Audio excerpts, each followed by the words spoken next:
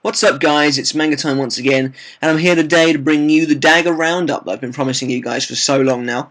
The Daggers are over, and Bleach is almost here, about 4 days away at time of filming. So I'm feeling pretty good. Yeah, I'm feeling pretty good. I made it through the hiatus without dying or going crazy. But this video it's probably not going to be as long as the other videos I've done recently, because this is really just going to be a recap of what the Dagger has brought us, what the Daggers, and mainly what new stuff the Daggers brought, or at least what interesting speculations the Daggers brought to the table. Now, for those of you who have no idea what I'm talking about, and that's mainly for the people who this video is aimed at, the Dagger is a series of pages of information that came out every week during the hiatus to stop us from going completely insane. And basically what it's there for is it's just there to recap the events of the Millennium Blood War arc, as it's now called, which sounds much cooler in my opinion. But the thing is, the Dagger didn't just recap. The Dagger did confirm a couple of things we didn't know, or that we were on the fence about. But it's also brought some interesting speculations to light, some interesting questions, and brought up some interesting points that maybe you'd otherwise not have considered. So that's kind of the purpose of this video, is to just go over them a bit. Let me know in the comments below what you think of some of the speculations, and I will let you know when they are speculations, of course, because we don't want to get muddled up between fact and fiction here. So yeah, let me know in the comments below what you think. Don't forget to subscribe to my videos, and as always, give the video a thumbs up. It really helps to support it.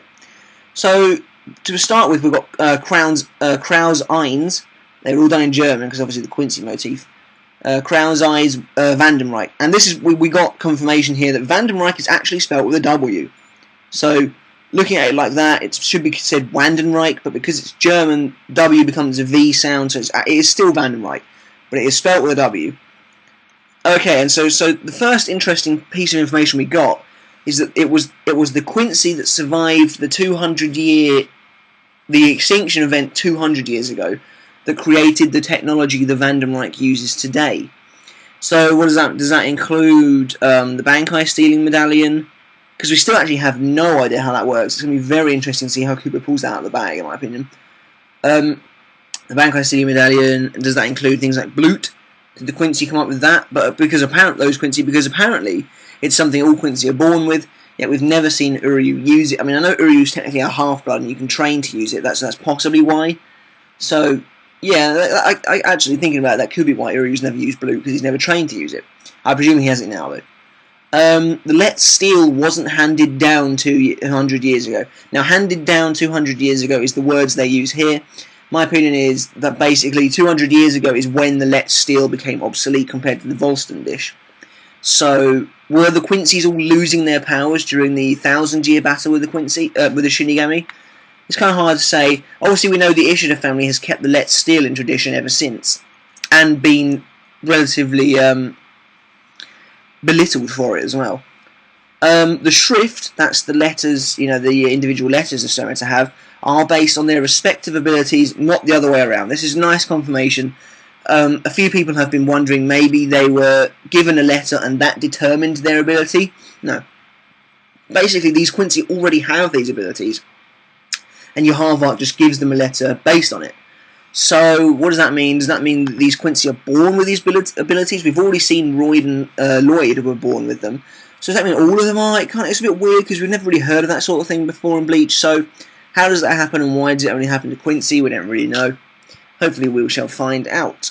Also, though, it kind of makes you wonder is Yuharvok the one giving them these powers, or are they being born with them?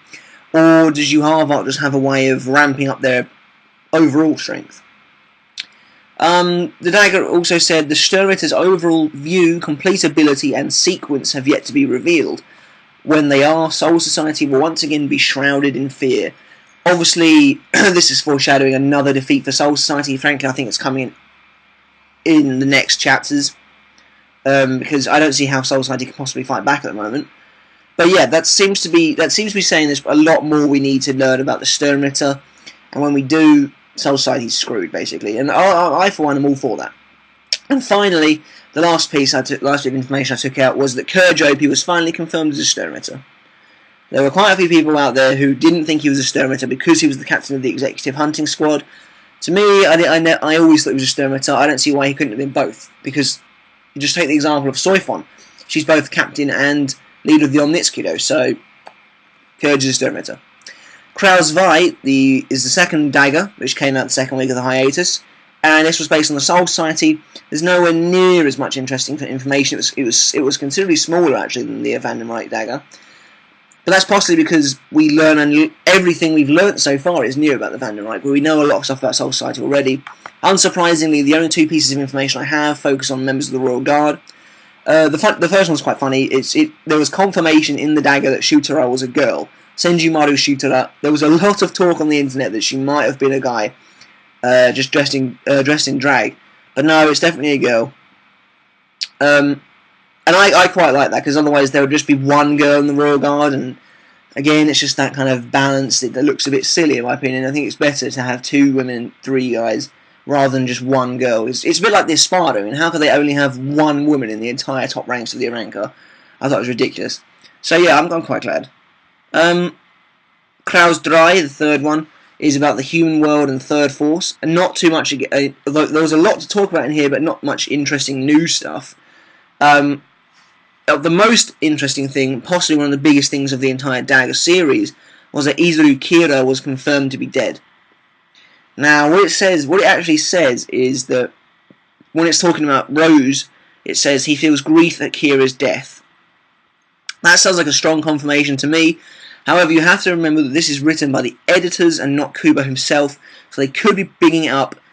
And frankly, if Kira is dead, then he got a crappy send-off. He didn't get one at all. Which in my opinion kind of works, because it plays up his whole "I hate war, it's full of despair" thing. I, for one, am probably inclining to the fact the Kira is dead camp, although it's really, really hard to say. It could go either way, but this seems to confirm he's dead. So, if he is dead, don't be surprised, because the Dagger told you weeks ago. But yeah, a lot of people are still arguing about it online, though, because obviously Rose's line in the actual manga is, "If Izuru's dead, my guitar will cry," or something like that. But, I mean, I think he could just be saying it relatively. He could just be saying, well, Izuru's dead, my guitar's going to... If he is dead, my guitar's going to cry. So, yeah, it is still ambiguous, but this seems to say that he's definitely dead. And also it hints that there are several Arrancar with Chad, not just Grimjo, which I think I've already covered in my discussion videos. But again, it's nice to see it confirmed and brought up. As for who they could be, have a look at one of my discussion videos. I think it's the last one. Not the last one, the one before that, the one about the predictions. But yeah, there's a few candidates, I think. Then the rest of this Dagger just kind of talks about Ginjo and Tsukushima execution. Nothing really new, just kind of bring out old points again. Kraus Via, the fourth one, the Mystery and Truth 1. And this is where things get interesting. There's a lot of points brought up in this one. Because basically the purpose of the last 2 Daggers was to discuss the mysteries and speculations of the 1,000-Year Blood War arc. And like the things that have yet to come to pass. So the first big point is talking about the Spirit King, otherwise known as Reo. And they're basically asking the question, why has the king become infatuated with Ichigo? If you remember, back in 520, I think, racking my brain here, but I think it's 520, when Ichigo and Renji move on to the next Royal Guard Palace, Korinji Tenjiro says, now I see why the king has become so infatuated with him. What does that mean? There's so many theories floating around the internet, like maybe the king wants a new body and he's going after Ichigo's, but I think it's really hard to say at the moment. Maybe the king just finds Ichigo interesting because he's a mix of all races. We don't know. Another point is that it's confirmed the only way you can get back to the royal realm is via Kukaku's cannon. Does she have greater responsibilities as well? Now this implies that Kukaku has been around for a very, very long time. And I think she might be deceptively old. The next point is also about Kukaku. It's saying, is her lost arm connected to the Oken? Because obviously we know the Oken is created in the bones of the Royal Guard, and Ichibei happens to show that he has the Oken in his bones. He happens to show his right arm, though. Obviously the arm Kukaku lost. Well, is it a coincidence, or is it saying that they do something to that arm? If so, why has Kukaku not got hers back? Obviously, a lot of people are saying that this could be because she's booted out of the royal realm because the Shiba clan fall. But I don't know, it's all really kind of on the edge. I mean, a lot of things are on the edge. I also forgot, a piece about Ichibei revealed in the second Dagger is that he has a close relationship with all of the senior captains. So, yeah, I think it's pretty much guaranteed at this point that Ichibei was part of the first Gotei 13. But yeah, anyway, back to Kraus 4. I think Kukaku could have been a royal guard. I don't think there's any reason why she couldn't have been. I think she's deceptively old. But yeah, it's very interesting nonetheless, and I think it's going to be good to find out more about her, and it's good to see the Shibas a lot more, I think. Because clearly with Isshin being a Shiba, they're going to have growing relevance, so it's just going to be good. The next point talks about the special war potentials, and it's kind of been confirmed that the three are Ichigo, Kenpachi, and Aizen. I still kind of want to call this speculation because it didn't sound to me like Yhwach aren't considered Aizen a war potential yet. I don't know, it's a bit ambiguous still, but if we're going to go that Kira's dead, we may as well go that these three are the war potentials so far. It also questions whether the last two war potentials will hold the key to the final battle, or at least to the separation story. It also kind of hints that the Shinigami are connected to the tearing of the world, because obviously it says that in chapter 545 there's a tear shown, and then Shinsui appears straight away. So, does that have a connection? Is there a connection with the appearance of the Shinigami to the tearing? Possibly, because they obviously, if they wipe out the Quincy, wouldn't that kind of damage the balance as well? I don't know. It's again, it's all speculation for things that are later to come in the arc. Now the last one, to me, it's a bit of an interesting point, because I also thought this when I first read the chapter, but the Dagger brings it up again, but it's very much speculation. It might amount to nothing. But because Yhwach is old enough to know Yamamoto before he met Chojiro, Yhwach calls him Shigakuni Yamamoto, and never calls him Genryusai, apart from when he steals his Bankai. He says, "Should I use your Bankai to rouse your soldiers from the dead? Yamamoto Genryusai." Makes a big point of it as well. It's even put in quotation marks, and there's no Shigakuni there either. So what's the big deal with that? I also wondered this, and I've seen some people come up with some really good theories, and the best one is obviously that Chojiro is the reason Yamamoto called himself Genryusai, and I think Yhwach was alluding to the idea that he might resurrect Chojiro to fight Yama if Yama hadn't already died. Some people might say this isn't possible because to be resurrected you have to have been killed by Ryujin Jaka. Well, I don't know, because or at least have your bones burnt by Ryujin Jaka.